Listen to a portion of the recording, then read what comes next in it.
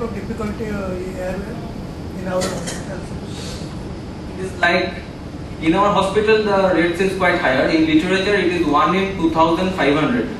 But in our hospital it may be as high as 1 in 100. Because in our hospital setup we do many cases of oropharyngeal carcinoma. We intubate many cases of oropharyngeal carcinoma or cancer in the floor of the mouth.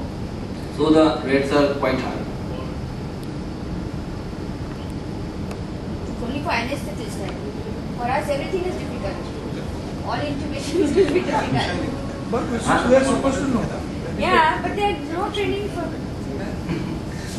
Because in our definitions of difficult intubation, there is a term called conventionally trained anesthesiologist. Difficult airway means it's a difficult for a conventionally trained anesthesiologist to ventilate or intubate the That's what I trachea. want to say. For us, everything will be difficult. Pediatric intubation.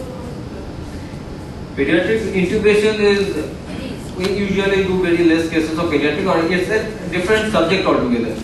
Pediatric intubation is also very difficult because related to body, its head is usually bigger. So positioning is very difficult.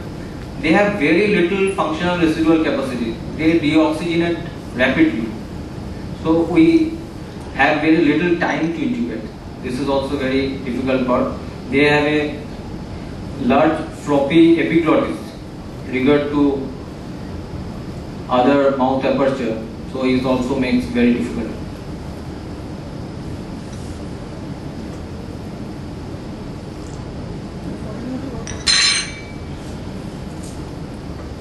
In the casualty, etc., what is the ideal method? How do you actually intubate? What's the best?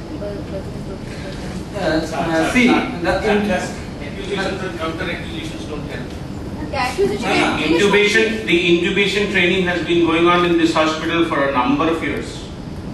Many people, even the postgraduates, have become proficient in intubation because they took the special interest of going and getting the training, or rather the chances of intubation. The options are absolutely open. You can come to the operation theatre, ask them to allow you to intubate in a few cases. You've got moribund cases who are undergoing cardiac arrest in the SICU and even in the ICU. The interested postgraduates have done their intubation drills there itself. Number of them have repeatedly intubated. And it's not a matter of joke in trying to intubate a patient at the time of crisis. If you really don't know the procedure of intubation, you'll be doing more harm to the patient than good.